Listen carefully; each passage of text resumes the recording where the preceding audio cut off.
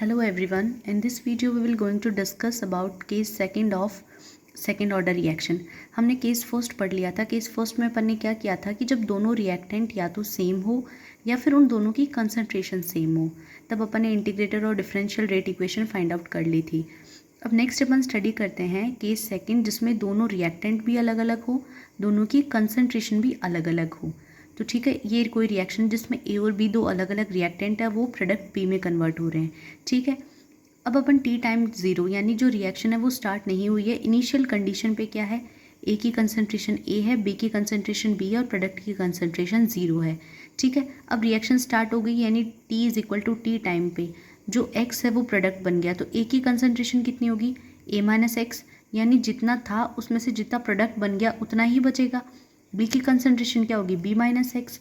ठीक, अब जब अपन इसका रेट लिखते हैं तो रेट में अपन क्या लिखते हैं, minus D A upon D T, concentration of A upon D T. और अपन को पता है कि माइनस साइन वो उसकी कंसनट्रेशन कम हो रही है इसलिए यूज़ लिया है.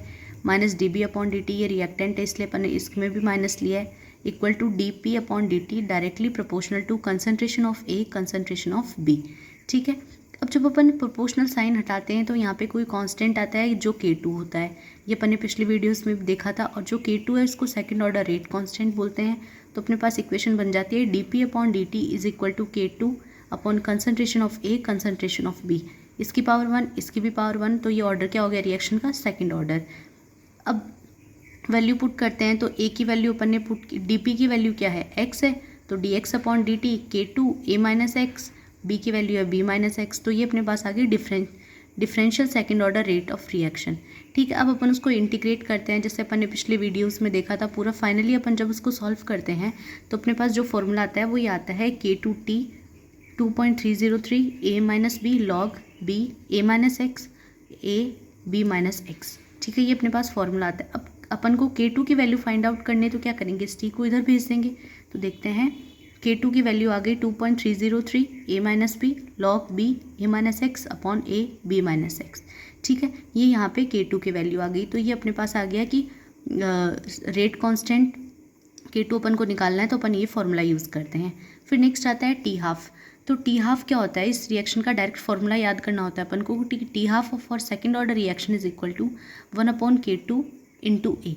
K2 क्या है यहाँ पे, सेकेंड ऑर्डर रेट कॉन्स्टेंट है. ए क्या है यहाँ पे, इनिशियल कंडीशन है, इनिशियल कंसंट्रेशन है रिएक्टेंट की, वो यहाँ पे आ गई ए. और टी हाफ यानी वो टाइम जिस पे concentration of reactant reduce to half. ठीक है, ये अपन ने पढ़ लिया. अब अपन देखते हैं यूनिट, इसकी unit of second order of reaction की क्या यूनिट होती है. तो यूनिट अपन ने निकालना पिछले जो दो वीडियोज़ उनमें अपन ने सीख लिया था, फर्स्ट ऑर्डर की भी सेकंड ऑर्डर की भी. तो उसी तरीके से जब अपन निकालते हैं तो अपने पास यूनिट आती है इसकी कंसंट्रेशन इन्वर्स और टाइम इन्वर्स. तो कंसंट्रेशन की टर्म क्या होती है, मोल इन्वर्स लीटर. ठीक है, और सेकंड इन्वर्स तो ये आ गई मोल इन्वर्स लीटर. सेकंड इन्वर्स इसकी यूनिट हो गई यहाँ, सेकंड की जगह आर इन्वर्स भी हो सकता है, मिनट इन्वर्स भी हो सकता है क्योंकि ये टाइम इन्वर्स होता है. ठीक है, अब अपन क्या करते हैं कि एक न्यूमेरिकल सॉल्व करते हैं. तो जब अपन न्यूमेरिकल सॉल्व करते हैं तो न्यूमेरिकल क्या कहता है, देखो कि कोई भी सेकंड ऑर्डर रिएक्शन है जिसकी कंसंट्रेशन चेंज हो रही है 0.8 से 0.4. ठीक है, कितने टाइम में, 10 मिनट्स में. अपन को क्या करना है कि calculate the time required for the concentration of reactant remaining to 0.1 मोल. ठीक है, अपन को क्या करना है कि अपन को दे रखा है कि 10 मिनट्स दे रखे, लेकिन अपन को वो टाइम फाइंड आउट करना है जिस पे रिएक्टेंट की कंसंट्रेशन 0.01 मोल रह जाती है, यानी 0.07 कंज्यूम हो जाती है. ये रिमेनिंग कंसंट्रेशन है. ठीक है, अब देखो इससे अपन को एक चीज़ पता चल सकती है कि यहाँ पे 0.08 से 0.04 यानी कंसंट्रेशन हुई है हाफ. तो अपन को क्या दे रखा है, टी हाफ दे रखा है. तो टी हाफ का अपन को फॉर्मूला पता है, T half is equal to 1 upon K2 upon A. तो इससे अपन क्या करेंगे, टी हाफ की वैल्यू पुट करेंगे तो यहाँ पर अपन पास K आ जाएगा. K2 अपने पास निकालेंगे और ए अपन को पता है इनिशियल कंसंट्रेशन होता है. तो इनिशियल कंसंट्रेशन कितनी है, 0.08 है. तो ये हो गया कि इनिशियल कंसंट्रेशन है 0.08 और ए माइनस एक्स है 0.04, यानी टी हाफ अपन को गिवन है. तो इससे अपन K2 की वैल्यू फाइंड आउट कर लेंगे. और एक्स अपने पास कितना हो गया, एक्स यानी कितना प्रोडक्ट बन गया. तो जो इनिशियल है प्रोडक्ट कितना बन गया, 0.08 प्रोडक्ट बन गया. और अपने पास 0.08 इनिशियल है और अपने पास बचा हुआ कितना है 0.01 यानी 0.07 प्रोडक्ट बन गया. तो अपने पास x की वैल्यू आ गई 0.07. ठीक है, अब इस फॉर्मूले से अपन K2 की वैल्यू फाइंड आउट कर लेंगे. जब K2 की वैल्यू अपन जो अपने पास फॉर्मूला होता है इसमें रेट कांस्टेंट का, जहाँ जिससे अपन K2 निकालते हैं, ये वाला फॉर्मूला, इसमें जब इसकी वैल्यू पुट करेंगे अपन, गाइस यहाँ पे एक छोटे से मिस्टेक हो गई है, यहाँ पे a माइनस बी और यहाँ पे t भी आएगा, क्योंकि ये जो t है ये इधर नीचे आ जाएगा। जब अपन इस फॉर्मूला में इसकी वैल्यू पुट करते हैं तो अपने पास जो t की वैल्यू जो आती है वो t की वैल्यू आती है 70 मिनट्स।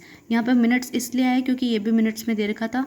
तो यहाँ पे आप सभी करेक्शन कर लीजिएगा कि यहाँ पे जब K2 ये t इधर नीचे आएगा तो a minus B into T हो जाएगा। ठीक है, log b a minus X upon a b minus X. ठीक है, ये अपने पास सेकेंड ऑर्डर रिएक्शन अपन ने कंप्लीट कर लिया। अब इसके नेक्स्ट टॉपिक आने वाली नेक्स्ट वीडियोज़ में अपन पढ़ेंगे। Thank you all, bye.